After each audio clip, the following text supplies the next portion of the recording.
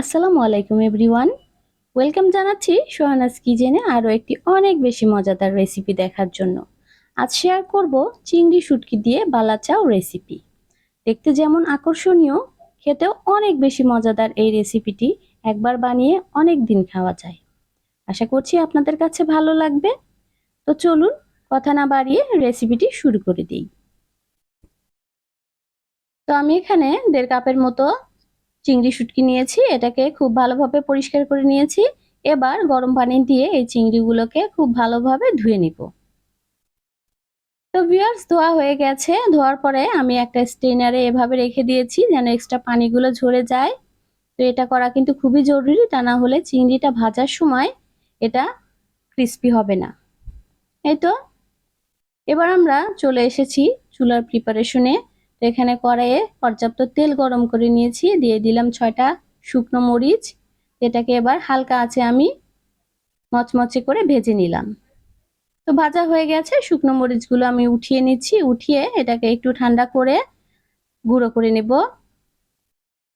এই তো এবার এই একই তেলে আমি 2 কাপ পেঁয়াজ কুচি দিয়ে দিলাম।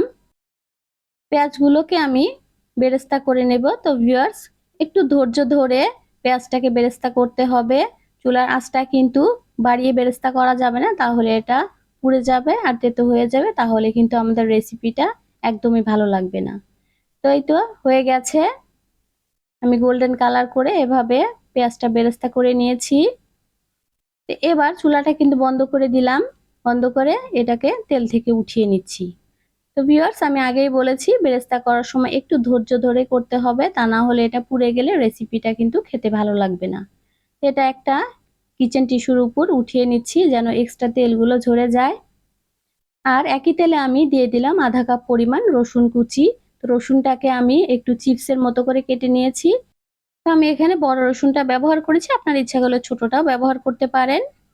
এই তো রসুনগুলোকেও কিন্তু আমি খুব সুন্দর করে মচমচে করে ভেজে নিয়েছি। এটাকে উঠিয়ে আমি টিস্যুর উপর রেখে দেবো যেন এক্সট্রা তেলটা ঝরে যায়। আর ওই একই তেলে আমরা দিয়ে দিচ্ছি আগে থেকে ধুয়ে রাখা চিংড়িগুলো। তো পানিটা কিন্তু একদমই ঝরে গেছে। আর চিংড়িটাকেও লো আছে খুব মচমচে করে এই যে ভেজে নিলাম। হয়ে গেছে ভিউয়ার্স, চিংড়িটাও একদম মচমচে হয়ে গেছে। তো এটাকেও আমরা উঠিয়ে টিস্যুর উপরে রেখে দেব যেন এক্সট্রা তেলগুলো ঝরে যায়। সবকিছু ভাজার পরে আমরা আবারও চলে এসেছি চুলাতে। তো একটা ফ্রাই প্যানে দিয়ে দিলাম 1 টেবিল চামচ পরিমাণ তেল। দিয়ে দিচ্ছি উঁচু করে 1 চা চামচ শুকনো মরিচের গুঁড়া। ঝালটা অবশ্যই আপনারা আপনাদের পছন্দ অনুযায়ী দিতে পারেন। দিয়ে দিলাম স্বাদ মতো লবণ।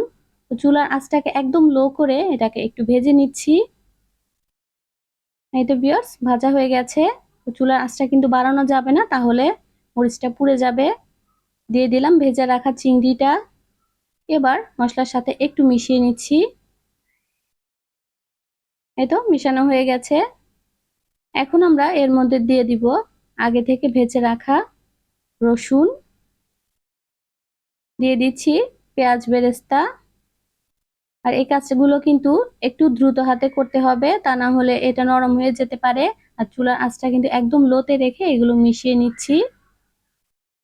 এই তো সবকিছুকে খুব ভালোভাবে মিশিয়ে নিচ্ছি। এখন এর মধ্যে আমরা দিয়ে দিচ্ছি আগে থেকে যে শুকনো মরিচটা ভেজে গুঁড়ো করে রেখেছিলাম সেটা। এটা দিলে কিন্তু এই রেসিপির টেস্টটা অনেক গুণে বেড়ে যায় আর ফ্লেভারটা অনেক সুন্দর আসে। তো কেউ ঝাল যদি একটু বেশি পছন্দ করেন একটু বেশি মরিচ দিতে পারেন। এই তো মেশানো হয়ে গেছে ভিউয়ার্স, দেখেন কতটা লোভনীয় লাগছে। তো এবার এটাকে আমি নামিয়ে নিচ্ছি আর আপনাদের পরিবেশন করে দেখাচ্ছি। এই তো ভিউয়ার্স, তৈরি হয়ে গেল অসম্ভব মজার চিংড়ি বালাচাও রেসিপি। দেখলেন তো কত সহজে ঘরেই বানিয়ে নেওয়া যায় এই দামি খাবারটি। আশা করছি আপনাদের কাছে ভালো লাগবে। ভালো লাগলে অবশ্যই বাসায় একবার হলেও ট্রাই করবেন। লাইক শেয়ার কমেন্টের মাধ্যমে আমাকে জানাবেন। আর আমার চ্যানেলটি সাবস্ক্রাইব করে আমার পাশেই থাকবেন। তো ভিউয়ার্স, চিংড়ির বালাচাও এভাবেই কিন্তু খাওয়া যায়। আর এর চেয়ে যদি একটু বেশি মজা করে খেতে চান, তাহলে আমি দেখিয়ে দিচ্ছি যে কিভাবে আপনারা আরো বেশি মজাদার করে খেতে পারেন।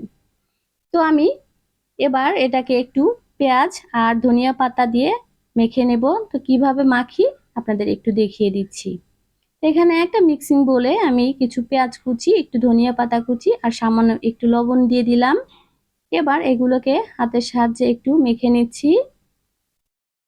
এই তো। এবার আমি দিয়ে দিব সামান্য একটু সরিষার তেল। এটা কিন্তু আপনারা ইচ্ছা করলে স্কিপ করতে পারেন, কেউ ইচ্ছা করলে লেবুর রসও ব্যবহার করতে পারে।